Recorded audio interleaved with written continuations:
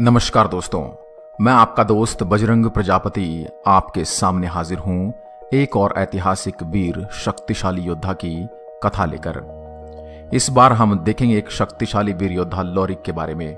इस वीर योद्धा के बारे में उत्तर प्रदेश, छत्तीसगढ़ व बिहार के लोग तो जानते हैं, लेकिन हम इस वीर योद्धा की कहानी पूरे देश को सुनाना चाहते हैं।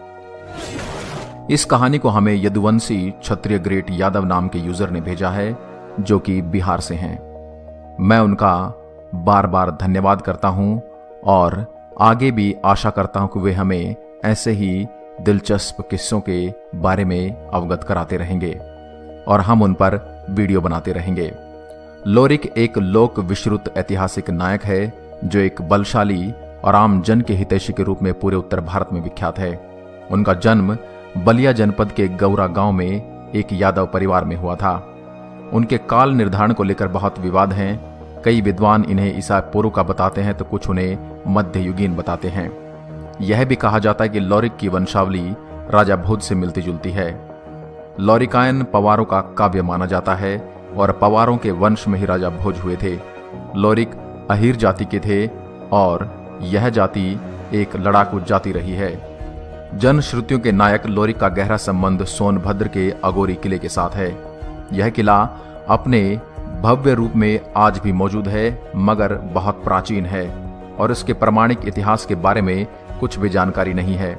यह किला ईसा पूर्व का है, किंतु 10वीं सदी के आसपास इसका पुनर्निर्माण खरवार और चंदेल राजाओं ने करवाया। अगोरी दुर्ग के ही नृशंस अत्याचारी राजा मोलागत से लोरिक का घोर युद्ध हुआ था। कहीं कहीं ऐसी भी जनश्रुति है कि लोरिक को तांत्रिक शक्तियां भी प्राप्त थी और लोरिक ने अघोरी किले पर अपना वर्चस्व कायम किया था। लोरिक ने उस समय के अत्यंत क्रूर राजा मोलागत को पराजित किया था और इस युद्ध का कारण बनी थी लोरिक और मंजरी की प्रेम कहानी। मंजरी को लोग चंदा के नाम से जानते हैं। अब हम आपको बताते हैं कि लोरिक और मोलागत का विनाशक युद्ध क्यों हुआ था। अगोरी के राजा मोलागत के राज्य में मेहरा नाम का एक अहीर रहता था। मेहरा की ही आखिरी 7वीं संतान थी मंजरी, जो कि अत्यंत ही सुंदर थी, जिस पर मोलागत की बुरी नजर थी और वह उसे महल में लाना चाहता था। तभी मंजरी के पिता मेहरा को लोरिक के बारे में जानकारी हुई और इसी के चलते मंजरी की शादी लोरिक से तय कर दी गई। वीर अहीर लोरिक बलिया जनपद के गौवा गांव के निवासी थे, जो बहुत ही बहादुर और बलशाली थे। उनकी तलवार जनश्रुतियों में 85 मण की बताई जाती है, लेकिन हम यह मान के चलते हैं कि हो सकता है वह 85 मण की ताकत से वार करते हों, या फिर इसे 85 किलोग्राम मानकर चलते हैं। उनके बड़े भाई का नाम सवरू था और वीर लोरिक काली माता के बहुत बड़े भक्त थे। युद्ध में वे अकेले ही हजारों के बराबर थे। लोरिक को पता था कि बिना मोलागत को पराजित करे वह मंजरी से शादी नहीं कर पाएगा और इसके कारण युद्ध की तैयारी के साथ बलिया से बारात सोनभद्र के मौजूदा सोन नदी पर जा पहुंची। राजा मोलागत ने तमाम उपाय किए कि बारात सोन नदी को पार न कर सके। इसके बावजूद बारात नदी पार कर अगोरी किले तक जा पहुंची। मोलागत और लोरिक के बीच भीषण युद्ध और रक्तपात हुआ। इतना खून बहा कि अगोरी से निकलने वाले नाले का नाम ही रुधिरा नाला पड़ गया और आज उसे रुधिरा नाले के नाम से ही जाना जाता है। इसके पास ही नरमुंडों का ढेर लग गया और आज भी यह नरगढ़वा नामक पहाड़ इस जनश्रुति को जीवंत बनाता है। मोलागत और उसकी सारी सेना और उसका अपार बलशाली हाथी भी मारा गया और इस हाथी का वध लोरिक ने किया और उसके शव को सोन नदी में फेंक दिया।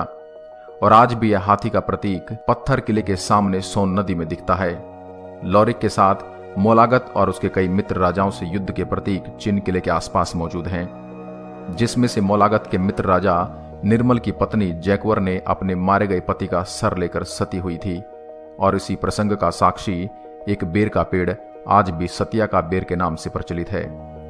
युद्ध के दौरान ही मंजरी हताश होकर जब कुचिला का फल खाने जाती है, तभी लोरिक उसके हाथ से वह फल फेंक देता है। मानो या न मानो, लेकिन यह कुचिला का फल आज भी केवल अगोरी के पास ही पाया जाता है। इसी युद्ध के बाद मंजरी और लोरिक की शादी हो गई। जब विदाई के बाद डोली मारकुंडी पहाड़ी पर पहुंची, तभी नवविवाहित मंजरी लोरिक के अपार बल को एक और बार देखना चाहती थी और उसके बल को चुनौती देना चाहती थी। और कहती है कि कुछ ऐसा करें जिससे लोग याद रखें कि लोरिक और मंजरी किस हद तक प्यार करते थे। तभी लोरिक पूछता है कि बताओ कि ऐसा क्या करूं जिसे हमारे प्यार की अमर निशानी बनी रहे, कोई भी प्यार करने वाला जोड़ा यहां से मायूस न लौटे। मंजरी लोरिक को एक पत्थर दिखाती है। वह कहती है कि वह अपने प्रिय हथियार बिजुलिया खांड से एक विशाल शिलाखंड को एक ही वार में 2 भाग कर दें, और लोरिक ने बिल्कुल वैसा ही किया और अपनी प्रेम परीक्षा में पास हो गया। यह खंडित शिला आज भी अखंड प्रेम की जीवंत कहानी कहती हुई खड़ी है। मंजरी ने खंडित शिला को अपनी मांग का सिंदूर भी लगाया और आज यह गोवर्धन पूजा और अन्य अवसरों पर मेला लगता है। लोग कहते हैं कि कुछ अवसरों पर शिला पर लगा सिंदूर चमकता भी है। यह पत्थर वीर लोरिक पत्थर के नाम से जाना जाता है, जिसे यादवों के वीर अहिर राजा लोरिक ने तलवार के एक ही प्रहार से काट दिया था। यह पत्थर रॉबर्ट्सगंज के शक्ति नगर मार्ग से 6 किलोमीटर की दूरी पर स्थित है, जिसे देख यात्री और पर्यटक मंत्र मुग्ध होते हैं और इसके इतिहास के बारे में जानने के लिए उत्सुक रहते हैं। इस पत्थर से जुड़ा आख्यान लोरिक है, जिसे यहाँ के लोग साहित्यकार डॉक्टर अर्जुन दास केसरी ने अपनी पुरस्कृत कृति लोरिकायन में संग्रहित किया है। उत्तर प्रदेश में आला के साथ ही लोरिकी भी एक महत्वपूर्ण लोक गाथा है। यह भी कहा जाता है कि संस्कृत की मशहूर कृति मृच्छकट्टिकम का प्रेरणा स्रोत लोरिक ही है। पंडित जवाहरलाल नेहरू ने अपनी किताब डिस्कवरी ऑफ इंडिया में लोरिक का उल्लेख किया है। लोरिक के पिता का नाम बुद्ध कुबे था, उनके बेटे का नाम वीर भौरिक था और उनके बड़े भाई का नाम सवरू था। लोरिकायन भोजपुरी की सबसे प्रसिद्ध लोक गाथा है। इसका नायक वीर योद्धा लोरिक है। वीर रस से परिपूर्ण इस लोकगीत में नायक लोरिक के जीवन प्रसंग का बहुत ही सुंदर तरीके से वर्णन किया गया है। लोरिकी में वीर लोरिक और मंजरी के प्यार के किस्से गाए जाते हैं। तो दोस्तों, यह थी वीर लोरिक की कहानी। अगर आप भी ऐसी ही और कहानियां जानना चाहते हैं तो हमारे चैनल शब्दबाण को सब्सक्राइब करें और बेल आइकन को दबाना ना भूलें, ताकि हमारी आने वाली हर वीडियो का नोटिफिकेशन आपको मिलता रहे। अगर आप भी किसी ऐसे ही किस्से के बारे में जानते हैं जो आपके क्षेत्र में घटित हुआ है, तो हमें ईमेल पर जरूर भेजें। हम उस पर भी वीडियो जरूर बनाएंगे और आपके नाम के साथ उसे पब्लिश करेंगे। तो दोस्तों, आज की कथा में सिर्फ इतना ही। एक बार फिर मिलते हैं एक और ऐसे ही वीरता और रोमांच से भरे हुए किस्से के साथ। तब तक के लिए नमस्कार। जय हिंद, जय भारत।